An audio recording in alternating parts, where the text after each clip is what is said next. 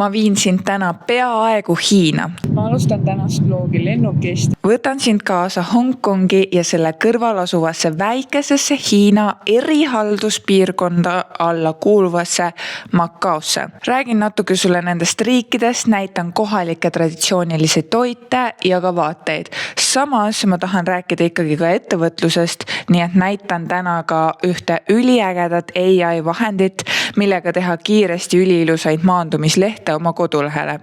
Ja siis ma räägin natukene veel ettevõtja tumedamatest mõtetest võib-olla. Ma olen teel Hongkongi ja ma tahtsin näidata, mida me sööme. Ja meil on nagu päris pikk lend sinna ka. Meil on esimene lend praegu läbi Türgi, seal on vahemaandumine ja siis Türgist Hongkongi edasi. Tahtsin näidata, mida me sööme. Päris korralik ports tuli, me isegi ei teadnud, kas me saame süüa sel lennul. Aga selline suur kandik on. Sellel kandikul on, kui ma hakkan üksaval näiteks, vesi sellises huvitavas plastiktopsist. Me saame lisaks veelega valida ühe joogi juurde, siis kahvlid noad, väikene selline salat, siin on vist tomat ja feta sees, mingi ürdifeta äkki. Siis on magustoit ja pearoaks, siin on isegi õli. Siin on isegi oliiviõli pandud juurde, et ma saaks salatile panna, mis kukkus praegu, ei tea kuhu. Siis kukkel, kuhu saab panna võid peale, ma eeldan, et see on või. Ja siis sai valida kas pasta või beef, aga kuna pasta nägi väga nurker välja, siis me valisime mõlemad beefi. Et ma vaatan, mis see endast kujutab. Siin on kartul, mingi kartulivorm, mingisugune lihaline, kotletiline asi ja siis natukene isegi köögivilja. Ehk siis päris isegi tasakaalustatud õhtusöök, ma ütleks, lennuki kohta ja päris hea valik. Selliseid pikki lende lendamegi alati Turkish Airlinesiga peamiselt, nende heade connectionide ja hea hinna pärast. Pikkadel lendudel saame tavaliselt ka 3 korda süüa, kusjuures iga toidukord on soe. Tavaliselt on alati 2 varianti, et kas sa soovid vegantoitu või sa soovid lihaga toitu. Peaaegu alati me võtame lihaga toidu, sest et selles on vähemalt mingigi normaalne kogus valku. Enamasti vegan toidud ei täida üldse kõhtu ja on tihti ka rohkem üle töödeldud. Meile meeldib toitude juures alati ka see, et seal on mitu komponenti, tavaliselt on põhiroog pisikese juurvilja lisandiga, isegi kui see juurvilja lisand on peaaegu märkamatu, siis on alati värske salat, kuklik võiga ja vahel on ka moosi kukli peale.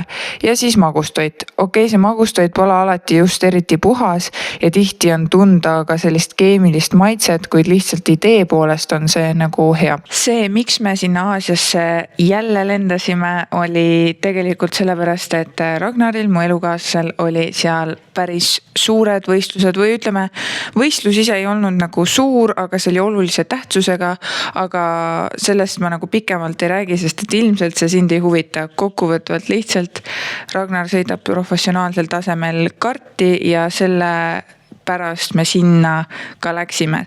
Ehk siis enamus meie reisist oligi tema võistlus, aga see ei tähenda, et me ei saanud ikkagi Hongkongi ja Macaod uudistada ja uurida ja kuna meil olid ka kohapeal kohalikud tuttavad, siis saime päris palju sellist nii-öelda insighti või rohkem teada nende lühikeste päevade jooksul, mis meil seal kohapeal olid. Lennuk maandus meil siis Hongkongis, kus plaanisime esimese õhtu ringi uitada ja vaadata, et mida linnal paari tunni sees pakkuda õnnestub.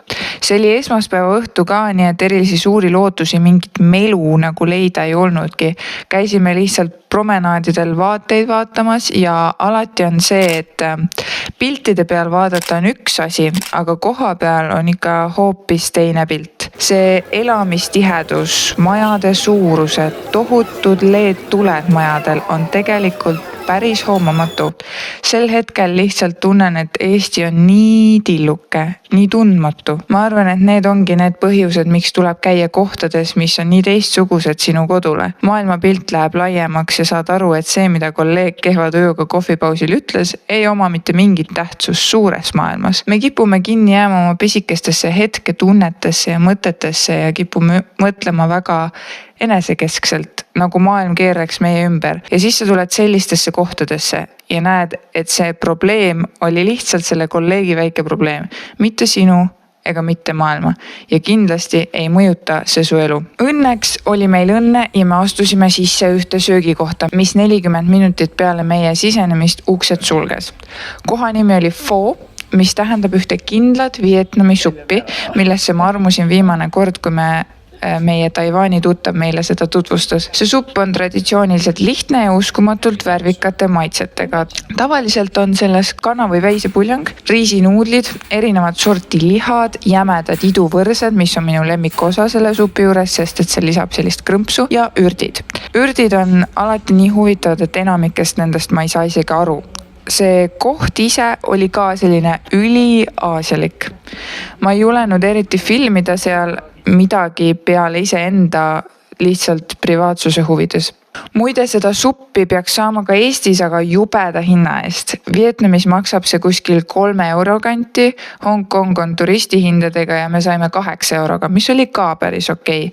Arvestades, et Eestist saab seda kuskil 18 euro eest. Kui sa kuskil muus riigis näed seda võimalust proovida, siis ma kindlasti soovitan. Aga hea asi, mida tasub jälgida ükskõik mis riigis, on see, et kui toidukoht on Asia Fusion ehk siis proovitad esindada mitme riigi maitseid, näiteks Hiina, Vietnam, Tai ja nii edasi, siis see pole kõige parem koht.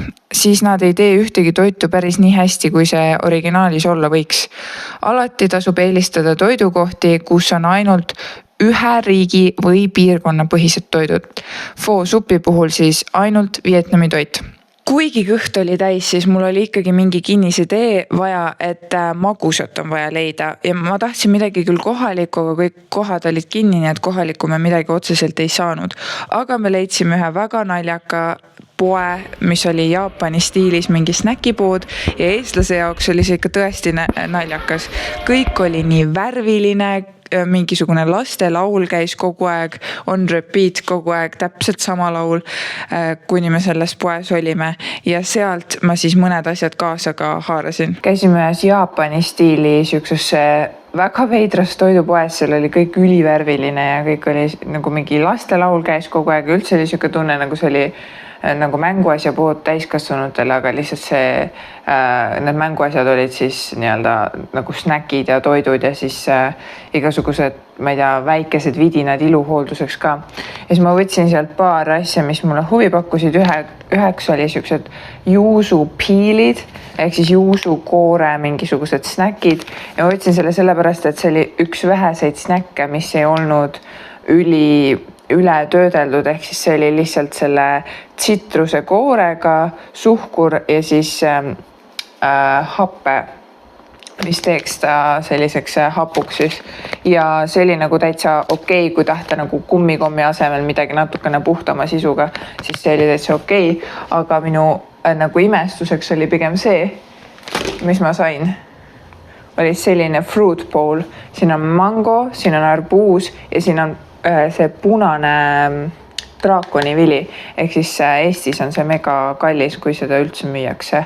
Ma ei tea, kas punast isegi müüakse, ma Eestis ei ole punast saanud. Ma tegelikult ei ole mitte kunagi punast isegi söönud. Nii et see oli minu jaoks väga tore leid, sellepärast et Eestis Prismas ja Selveris ja igal pool on need puuvilja korvikesed või need ongi täpselt samasugused topsid ja need maksavad mingi 5-6 eurot ja kui seal on veel midagi kallimat sees, näiteks mingi ananas või ongi mango, siis need ongi 6 ja võib-olla ma olen isegi 7 euroseid näinud, aga see terve tops oli mingi 3 eurot ja siin on enamuses terve see alumine osa on just seda draakonivilja täis ja siis 2 ülisuurt mango seda. Ta on nagu noh, see on see on päris suur tops nagu. Teisipäeval pidimegi hakkama juba siis Macao poole liikuma, mis on ühendatud Hongkongiga.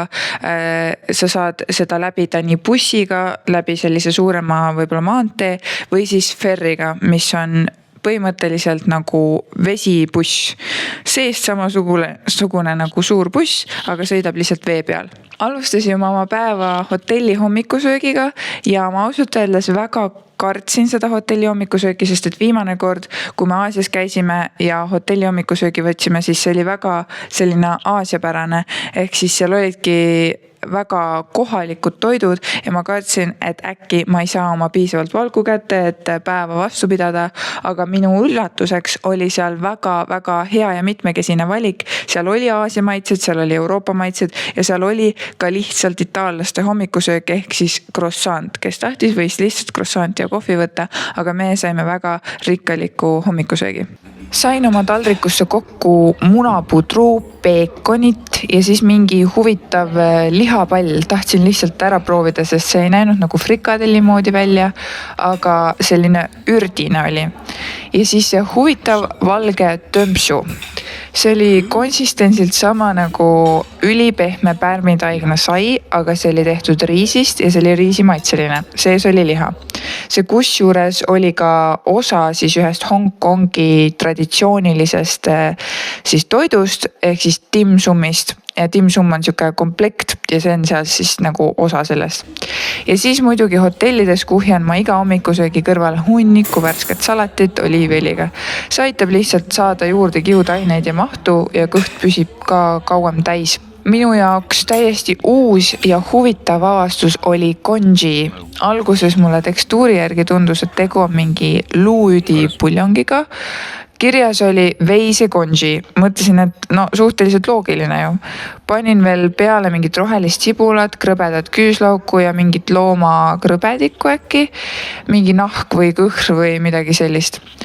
Aga hiljem, kui me sattusime sööma ühte Michelin Guide restorani, mis oli soovituse saanud just selle konji pärast, vaatasin, et väga erinevate maitsetega tehakse seda toitu tofust krevetini ja siis guugeldasime. Tegu on hoopis aasiapärase riisipudru või paksu riisisupiga. See riis on seal ülipehmeks keedetud ja isegi ei meenuta riisi enam. Siis sain aru, et ega see veresuhklule eriti hea vist ei ole ja rohkem ma seda ei söönud ka. Suhteliselt kella peale oligi siis vaja hakata edasi liikuma selle ferriga Macaosse, sest Ragnari võistlused toimusid just seal. Aga nagu ma ütlesin, võistlustest ma väga palju rääkida ei taha, aga millest ma tahan rääkida on Macao kui riik. Riigina tõesti ülinaljakas koht. See riik on ühendatud 2 saarest, Taipast ja Kolonest või Koläänest, mida iganes. Meil toimusid võistlused siis sellelt Kolone saarel, aga ferri ehk siis vesibuss tõi meid Hongkongist Taipasse. Saime sellega taksojuhilt ebameeldivalt vastu pükse ka, sest et takso pidi meid viima siis Taipa saarelt sellele Kolone saarele, mis oli ligi 15 minutit sõitu. Meile pakuti hinda 300 kohalikku dollarit, mis eurades on kuskil 33 eurot. Väitega, et sinna sõidab 40 minutit ja Google Maps valetab. Olgugi, et Google Maps on tõesti Aasias kehv, jõudsime me ikkagi 15 minutiga kohale, kusjuures täpselt sama trajektoori mööda nagu Google Maps näidanud oli. Ma tingisin hinna õnneks alla 250 kohaliku dollari peale ehk siis umbes 27 euro peale, aga hiljem saime teada, et enamik sõite jäävad kuskil 100 kohaliku dollari juurde. Noh, üks hetk olen ise ka see loldorist, kes kohalikust elust mitte midagi ei tea. Kusjuures Macaos on taksodega üldse õudne. Macao on tuntud kui Aasia Las Vegas. Hongkongis ja Hiinas on siis nimelt keelatud gambling ehk siis raha peale mängimine. Üleüldse kasiinod on vist täiesti keelatud. Macao ongi siis see koht, kus üle Aasia tulevad inimesed kokku raha peale mängima. Terve see riik seisabki põhimõtteliselt selle peal püsti. Terved Taipa uhked piirkonnad on ehitatud põhimõtteliselt kasiinodele ja on tahetud tekitada sellist väga premium vibe'i, rikka linna tunnet. Originaalsust Macaos muidugi väga ei ole. Kõik uhke on tehtud järgi kuulsatest linnadest nagu Rooma, Pariis, Veneetsia, London. Kõik on fake. See oligi nii võlts, et see ajas naerma. Aga mis oli kurb oli see, et tekkis tunne, et kõik kohad olid tühjad ja tekkis mõte, et kellele see kõik siis siin ehitatud on. kaubanduskeskused olid tühjad, asustustihedus tundus nukram kui esmaspäeva õhtuti Eestis. Käisime kaubanduskeskustes veel ringi, vaatasime kõik, kui uhke kõik oli, kõik läikis ja sädeles. Proovisin ka nii-öelda kohalikku hõrgutist, Egtarti, mis tegelikult on pärit Portugalist. Kuna Macao on ajalooliselt mingi aja kuulus Portugali alla, siis palju on ka Portugali traditsioonilisi toite sinna jäänud. Aga lõpuks me saime aru, kus kõik inimesed on. Kasiinos. Kasiinod olid tohutu suured ja pungil rahvast täis. Meil ei lubatud seal kahjuks filmida. Hea, et 7 sekundit klipigi saime, aga hiljem saime kohalikelt teada, et kõik need kaubanduskeskused, kogu see linn ongi ehitatud selle jaoks, et inimesed, kes kasiinodesse tulevad, veedaksid kauem aega seal, kulutaksid rohkem raha. See oli see taksode saadavuse teema ka, et taksod ei tahtnud sind teenindada, kui sa kas ei läinud kasiinosse või ei tulnud kasiinost. 80 või 90% Macao töökohtades ongi seotud kasiinodega, kui ma seda numbrit õigesti mäletan. Seal lihtsalt ei olegi põhimõtteliselt mitte midagi muud teha. Selles mõttes täielik kummituslinn. Ja ma mõtlesin, et need kasiinod on siis nagu uhked, nagu filmis. Tegelikult need on täiesti tavalised, ülevalgustatud keskuste osad, kus on hunnik nagu näoilme järgi võlgades inimesi. Enamasti mängitakse ka maja vastu ja maja ju võidab alati. Mul ei ole mikrofoni kaasas, aga ma tahtsin jagada ühte ettevõtja irooniat. Mul ei ole nagu setti asja kaasas, et teha nagu ilusad klippe ja värki, aga tahtsin näidata, et ma olen nii ägedas ja kenas kohas tegelikult, nagu vahva taust. Ja ma tahtsin jagada seda, et ma olen reisil ja ma kogen kõike ägedat maailmas ja üldse nagu saan elada oma elu nagu nii, nagu ma olen alati tahtnud tegelikult. Ja ettevõtjana on mul alati ikkagi siuke tunne, et kui midagi ei lähe täpselt nii, nagu ma olen arvanud, nagu et ma olen lootnud seoses mu ettevõttega, siis ma kuidagi tunnen, et ma olen läbi kukkunud ja failinud. Ehk siis näiteks jaanuaris ma ei teinud ühtegi oma kõige suuremat müüki ja ma olen alates oma ettevõtte launchimisest teinud iga kuu vähemalt 2 suurt müüki, mille üle ma olen nagu väga uhke olnud ja kui jaanuaris seda ei tulnud, siis ma olin endas nii pettunud ja ma tundsin, et ma olen ettevõtjana täiesti läbi kukkunud, kuigi ma olen alles 3 kuud ju seda asja teinud. Aga ma üritan endale kogu aeg ikkagi rääkida, et asi ei ole selles, et mu toode oleks halb või õigemini teenus, sest et mu teenust on praegu nagu kõik, kes on ostnud või nagu kõik, kes on liitunud, nad on väga-väga kiitnud ja nad on väga rahul. Ja ma saan pidevalt tagasisidet, et nad on väga rahul sellega, et nad liitusid. Lihtsalt ma ei ole väga hea promomises ja ma ei ole väga hea müügis. Ehk siis mu teenus võib väga hea olla, aga mina oma müügitehnikatega olen natukene veel rookie ja ei oska täpselt nagu neid asju teha. Ehk siis ma tahtsin lihtsalt jagada seda, et kuidas väljast võib kõik näha ideaalne välja, aga ma ikka sisemiselt kahtlen, kas ma sobin ettevõtjaks ja ikka tunnen iga päev, et ma olen ettevõtjana läbi kukkunud, sest ma lihtsalt ei teinud müüke. Aga ma arvan, et tegelikult see on okei, et arvestades, et ma olen ainult 3 kuud seda asja teinud ja mõni inimene või mõni väike ettevõtja teeb oma ettevõtet, ma ei tea, pool aastat, kuni saab esimese müügi, et selles mõttes on mul ikkagi väga hästi olnud. Jah, ma arvan, et siit ma tõmban oma mustade juuste ja sassis juustega päeva kokku ja vaatame, mis edasi saab. Ja, Macao selles mõttes oli midagi uut, midagi, mida ette ei kujutanud. Huvitav ja silmi avav. Kuna Ragnar oli iga päev raja ääres võistlemas, siis ma ühel päeval otsustasin hotelli tööd tegema jääda. Meil oli muidugi megakena hotell ka, megakenade vaadetega. Ma vist pole ise kunagi nii kenas hotellis olnudki. Ma võtsin nüüd hotellitoas päeva, kus ma jäin nagu hotellituppa üksinda, et teha mingit tööasju ja ma avastasin, et kui ma panin wifi sisse arvutisse, siis ta ütleb mulle, et minu selles riigis ei ole Gemini ega ChatGPT lubatud. Ehk siis ma ei saa AI-d kasutada oma töö tegemisel, mis aitab mind nagu päris palju kiiremini teha, et näiteks praegu ma tahtsin hakata retsepte sisse kirjutama, mida mul on mingi 6-7 tükki kogunenud, mida ma tahaks üles laadida ja ma tavaliselt teen niimoodi, et ma olen endale märkmed pannud, et kuidas ma seda retsepti tegin, aga ma olen selle nagu pannud ülilambiselt kirja on ju enam-vähem koostisosad, aga seda retsepti kirjeldust nagu ei ole mul korralikult pandud ja tavaliselt ma teen siis niimoodi, et kas ma annan ChatGPT-le pildi või kopeeringu oma notesidest ja ütlen, et kirjuta see nagu ilusalt retsepti formaadis kokku või siis ma annan voice message'i ChatGPT-le ja räägin talle nagu siis lihtsalt sisse, et kuidas ma mida tegin ja mida ma kasutasin ja ütlen, et tee see nagu formeeri see retseptiks koos koostisosadega, eks ju. Et ta kuuleb sealt minu voice'ist koostisosi. Aga nüüd ma peaks seda nagu kõige käsitsi tegema, see võtab mega palju aega, kui ma hakkan seda käsitsi tegema, et ma ei teagi nüüd, kuidas ma selle väga lahendan, sellepärast et ma ei saa nagu Eesti netti kasutada, sest et Eesti net on mega kallis. Ja see on vist netipõhine, nii et ma ei teagi nüüd.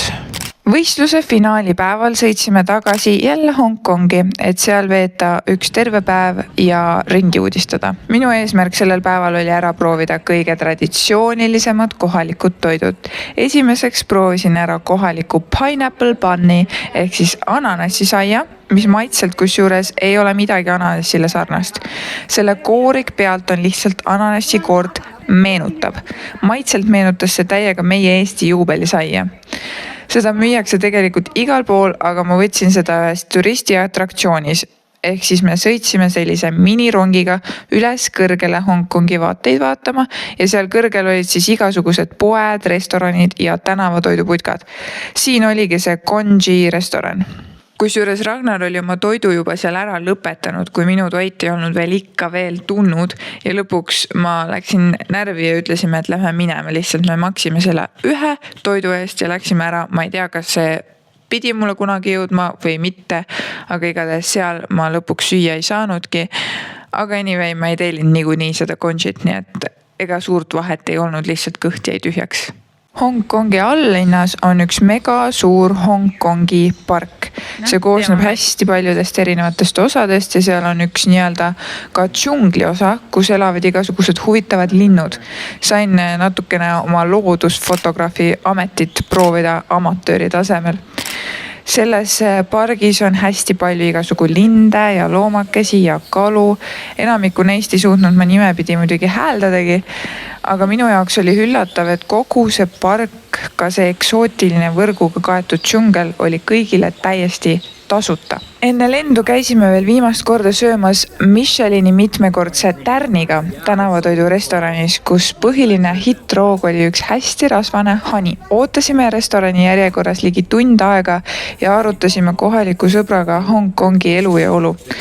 Kokkuvõttes saab öelda, et kõik, mis seal väljaspoolt tundub uhke, on seespoolt päris depressiivne.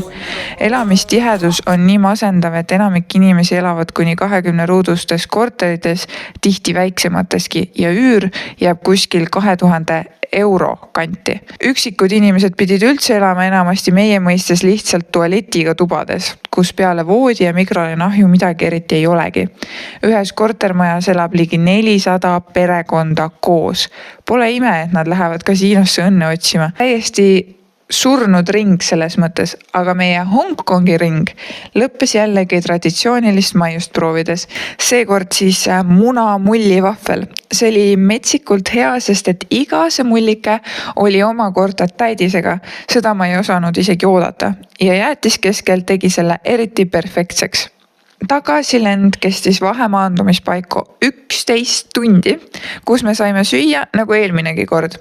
Naljakas, kuidas hakkasime arutama teeninduskvaliteedi üle hiljem jätkulennul. Esimene lend oli suure lennukiga, 9 istat reas. Teenindus oli ülikiire, alati naeratati, oldi reisija keskne, aga jätkulennul oli täiesti korraldamatus. Stewardessid oleks nagu esimest päeva lennukis olnud.